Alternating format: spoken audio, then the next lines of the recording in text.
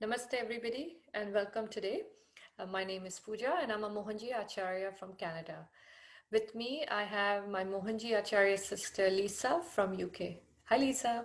Namaste. Hello, Jai Manji. Jai Mohanji. So today, Lisa and I are going to continue our conversation on unconditional love, part two. We will be playing the podcast by Mohanji, which is titled Unconditional Love Part 2. And then Lisa and I will be having a discussion on it. So, should we start, Lisa? Yes, please. Okay.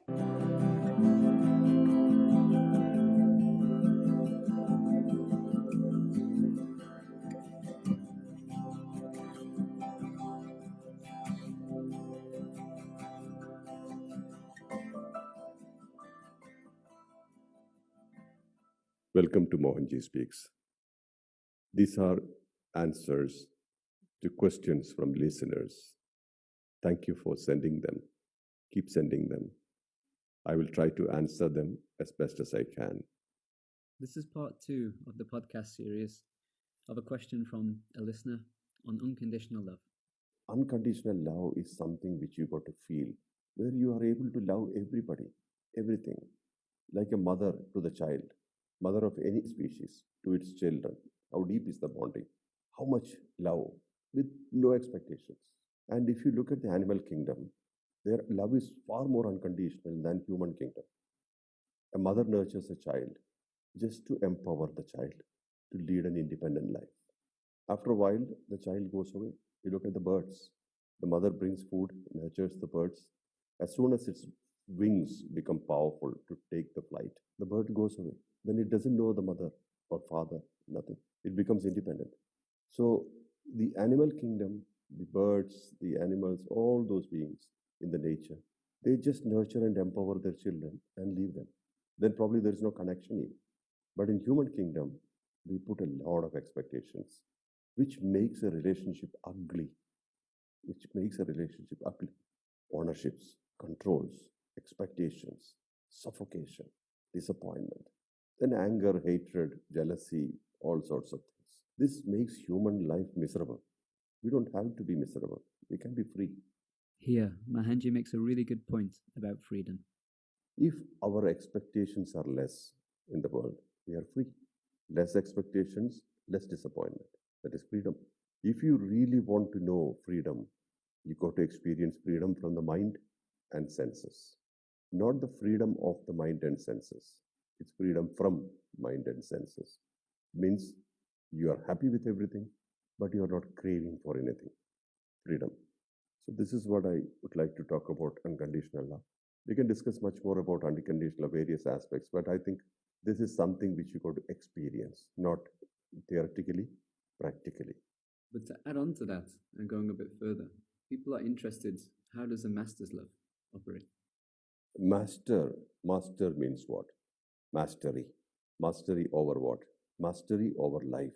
Life is a conglomeration of various things, inclinations and desires primarily. And this gives the flavor of existence, everybody's existence. A tiger's life, a lion's life, a human life, take every life. It has its specific flavor of existence, specific method, specific way, inclinations, tendencies, desires, they all have distinction. So each species has it. And in human beings, we see everything, all sorts of desires, all sorts of inclinations. So a master is somebody who has mastered this pull and push of desires, inclinations, and tendencies. He has taken steps well beyond the mind, well beyond senses, well beyond likes and dislikes, karmic bindings. So, such a person is pretty tranquil, equanimous. He looks at everything with equanimity. He loves unconditionally. He lives for the world. He has no much personal interest. Of course, he would like to eat food and sleep and do whatever. But that's not the driving force. The major driving force of his existence is to serve the world unconditionally without expecting. Mastery is mastery over your mind, intellect, and ego. You're going beyond these things.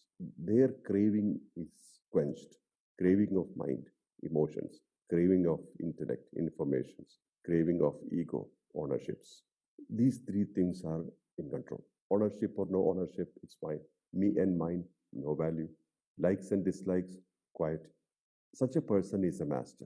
Then what kind of a love can he give forth? As himself. He looks at everybody as himself. He sees only the world as himself. We all see the world as ourselves, but we put our flavor to the world. We see the world as we are. The master sees the world as it is. That's the difference. When you put your flavor, your own likes and dislikes, karmic combination, constitution onto the world, it's like wearing a glass which has color. Wearing a glass which is yellow will make everything look yellow. If it's red, everything is red because you're wearing such glass. That's how our life is. A karmic being lives like that. When you have gone beyond the control of your senses and mind, when I say mind, it also includes intellect and ego, then there's no color. When you cross over, there's no color. You're looking at the world as it is. So you're only seeing truth. And you will not judge, you will not criticize, you will not manipulate, analyze. You just accept as it is. Everything is as it is. Everything is as it is always. So you're pretty free. You're very free. When you experience freedom, and that is exactly what you see in the world, you won't sit down and judge people. You won't criticize, character assassinate, gossip. You will do nothing. You're just accepting everything as it is. When you start accepting life as it is, the world as it is, inside as it is, yourself as it is, there are no conflicts. There is total freedom. So a master looks at the world with total freedom because he is walking freedom. That's why many times a conditioned society cannot understand a master, why he behaves in a certain way, why he has certain opinions, because society has kept itself, or society functions itself conditionally, two-dimensional. There's a bigger third dimension, which is very difficult to see, the karmic dimension of every individual, which is from the time of birth till time of death, that runs the show. Time, space, situations are provided for experiences to happen. Who controls this? The karmic flow, sitting on linear time, manifests it. We experience it. We keep memory. And we kind of get involved in it. The role plays of life. The involvement in activities of life, which makes us feel that we are the doer. That's an illusion. Actually, things are happening and we are participating. Instead, we feel we are doing it. The ownership of action. It's a grand illusion. And if you dive into the depth of it, you will be surprised how much of an illusion we are holding every moment, how much we are struggling to maintain our name and fame and position in the world. We will be surprised to see. We need to contemplate. We need to understand. When we go deeper and deeper and deeper, and we realize, oh, this is the world where I've been foolishly chasing something external while ignoring what actually I am, what is internal. That's the time when you realize, my God, I wasted a lot of time on paltry pleasures, patterns, and they were running the life. They were running the show. Patterns were running the show repeatedly. And we were pretty much endorsing it. We will realize all that. We pretty much endorse our patterns. If some pattern is disturbed, we become very disturbed. But that's the very thing which chains us. We start loving. That's the irony of existence. The basic thing that chains us, our patterns, our inclinations, tendencies, that's what we entertain. We fight to keep it. We don't allow it to be broken. And that's exactly what should go to connect to yourself. You are not your patterns. You're not your patterns. You are not your inclinations and tendencies. You're not your desires. They all come and go. They don't stay. So once you understand that, just imagine your freedom. When a master who has understood this, that is what is mastery. He has understood life. He has understood the patterns. He has understood the likes and dislikes, inclinations, all those things. When he has become freedom, when you become something, how do you look at the world? As you are, right? So he has recognized what is real freedom. He sees the world as freedom. Acceptance happens. So he accepts everybody as they are, not as he wants them to be. That is their job. If a person wants to evolve beyond their mind, master is available as a benchmark. But master never says, become me. What will master say? I'm available. Like a mirror, you can look at me and find yourself. This concludes part 2 of the 3-part podcast series on unconditional love, which is based on a question from a listener. Do keep your suggestions for topics coming in. Send them to podcast@mohanji.org. And we hope you enjoyed this. And the next and final episode of this 3-part series will be coming out very soon. Have a good day.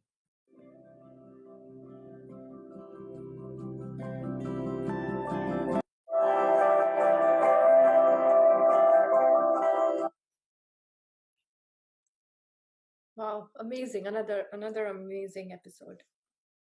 Amazing. So where do we start now? We talk about masters, the love of masters. No words how much they love us. But I really like the part where he talked about the masters love you the way you are, not how you expect them to love you. Right? They love you the way you are, which is very important, because if you think about it, a lot of times, you think that why is Mohanji doing this? Why is Mohanji doing that? I think about that sometime, and then I realize, maybe it is a facade that I'm playing, or maybe I'm trying to be somebody else, and he's just responding to that. But in reality, he's responding to who you are as a person. Right. Yes. So I think that was my takeaway from this podcast, was definitely that they love you, or they react, or they interact with you the way you truly are, without any judgments, without any criticism, without any concepts, unconditionally. What was your takeaway, Lisa, from this? This is yes, I agree with you. This is a master is actually a mirror effect. What you said, like they're just reflecting ourselves through their mirror. Yeah. So, but the thing is, we cannot take ourselves the way we are. Again, it shows that we are not completely accepted ourselves. So we all have all these weaknesses. But we pretend all the time that we are perfect, always perfect. So this is actually masters is trying to show us that imperfection is also okay. But when you accepted yourself fully, and that's how you can grow. So that's how we sometimes become very confused about them, that why they are behaving like that. But actually they are showing us our own reality, our truth, and we are not ready to accept our own reality or our own truth. That this is is awesome. That this is is actually very interesting for me, because I found it really funny that, oh my god, I'm like that, and he's showing me whatever he's showing me, I am like that, and I mean, this is the truth of my existence. So this no is I amazing. No, I agree with you that is how they are. The other thing I really liked he said is that masters look at the world as freedom. So because in the end, in mastery, he said, what is a master? Master is somebody who has mastery over the mind. And when there is freedom in the mind, you're free. Then you see the world. What do you see the world as? You see the world as free. There is freedom. Because you are not wearing any glass which is like with red color glass, so you are, as Maji said, that you are watching everything red if you are wearing that red color glass. But masters mastery over your mind, and then that is how they are operating, and that is why we are most of the time we are um, misunderstand their behavior or anything. And they actually I witnessed it, that Mohanji actually lives his life in a present moment all the time. So present moment, actually time cannot exist, because time have to die at present moment, because we actually suffer, either we are suffering because of our past, neither we are suffering because of our future. But at present moment there is no suffering, because there is no time. So for them, for masters, there is actually no time. They ride time. So so that's why they are masters, and that's why we are we go we they that's why we are there with them to learn how to Fast. be master, Yeah. and then how to overcome all these things. You know, he also said something interesting, like, how the world does not understand how the masters operate. And we saw this all over the past, whether it's Jesus, whether it is Shirdi Sai Baba, Buddha, yeah, whether it is so many different masters, even Mohanji today, people yeah. don't understand how he operates. I mean, I don't understand completely how he operates either, but people in general. So if you look at, there were so many saints where Mohanji even gave us an example of a saint. I don't remember what place he was. That was the master, very powerful master. He used to live on the streets with the dogs and animals, and anybody that came to him, he used to just shower abuses at them. So there are so many, we don't understand, because we as society have our concepts or our judgments how a person should be, and so we don't understand how they operate. So which is very true, we fail to understand how they operate at every level. Because we are operating from our skeptical mind, and we think that we can understand the whole canvas, but actually we can able to see only the corner of that canvas, and master is witnessing the whole canvas of the scenario.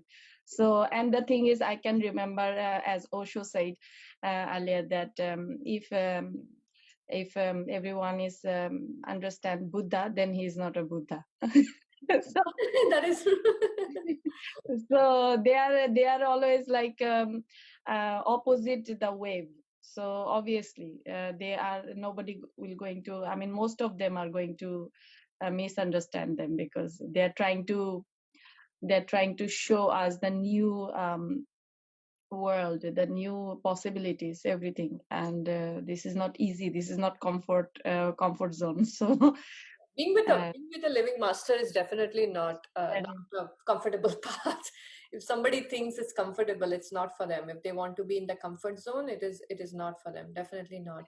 so the challenge Mohanji is giving us at this moment, that early birds club, we have to wake up 3 o'clock clock, and then every day. So this is a challenge. I mean, this is a simple challenge. We cannot able to do it regularly. So think about other challenges. Other It is, challenges, I don't even want to think about them, but you're so right. I mean, the early birds club. So yes, I completely relate with that 100%. So yes, and also, I think you talked about desires, or also actually even living for the world, which is very true. The masters, when you don't have any desires, when you're completely empty, you live for the world, basically, right? Your only desire is to serve, and that is what the masters do. They serve for the society, and which is yeah. And for me, I found it that way. Until and unless you start loving yourself first, because see why we love Mohanji, because he first he found himself, and then he's showing us how to love self, how to build that relationship with self. So until and unless we can build up that relationship with us, and everything starts from us. So as Rumi said that yesterday I was clever, so I wanted to change the whole world, but today I am wise, so I want to change myself. So if we cannot build up that relationship with ourselves, and we cannot love ourselves first unconditionally, unconditional love is never possible. It is never possible, because if you cannot love yourself unconditionally with all your weaknesses and with all your strengths, then how can you accept others with all their weaknesses and with all their strengths? It's never possible. So Mohanji is showing us that first accept yourself, first build up that relationship with yourself, first love yourself, start from yourself, start from within, and then you are able to serve others. Otherwise it will be a pretension, for me, I think. But then, once you start loving yourself, and there will be no others. Just like what you gave, It's there is no others then, right? There is no others. exactly, there is no others actually. If There is you no take, others. if Yeah. you take off your mind and your body apart, then actually there is no separation. There is only, everything is interconnected, and everything, it's a kind of chain connection with each other. See the tree is the forever beloved, forever lover for us. That relationship, are we able to live without trees? No, we No can't way. live without trees. Yeah. So all of these things, each of us are interconnected, but this mind is in between, giving us all these illusions, and we start believing these illusions so deeply that we are separate from each other. Mm. So this is a great illusion called life. Mhm. But this is enjoyable. Without this illusion, actually, we cannot enjoy life. I think so. Duality, right? Duality. Duality. So without duality, we are actually, if I love you, I actually want to explore my own sweet emotions through you. Yeah. So that's why this duality actually beautiful sometimes. So Sometimes. sometimes, Sometimes. but when you discover yourself, when you are connected with yourself, then there is no duality, there is nothing actually. And then from that nothingness, everything starts. But that is another dimension that is not for everyone. This is a very high, higher understanding. So if I'm talking to this kind of subject with someone who doesn't have this kind of knowledge, then they will not going to understand what I'm talking about. So there is no point. So for them, duality, they are enjoying their life. Actually, they don't know, they are searching themselves through others. Two others, yeah. So we all are actually. Yeah, yeah. So that is the beauty of life. I found it really interesting. I want to see my beloved as me, Yeah. Oh, so yeah. that I can enjoy even more. Yeah, yeah. So yeah. Amazing. Okay, so I think, Lisa, that is all I had to share. Did you want to add anything? No, that is all. I just want to say thank you to Mohanji for all this beautiful podcast, which is giving us lots more insights and deeper meaning of life. Thank you for your grace, and thank you for everything. Yeah. Thank you, everybody, for joining us. We will be back again with part 3, Unconditional Love. And if you want to learn more about Mohanji, you can visit the official website, www.mohanji.org, and you can listen to all the podcasts on Mohanji. It's on the podcast app, under the title of Mohanji Speaks. Thank you so much, and Jai Mohanji, everybody. Jai Mohanji.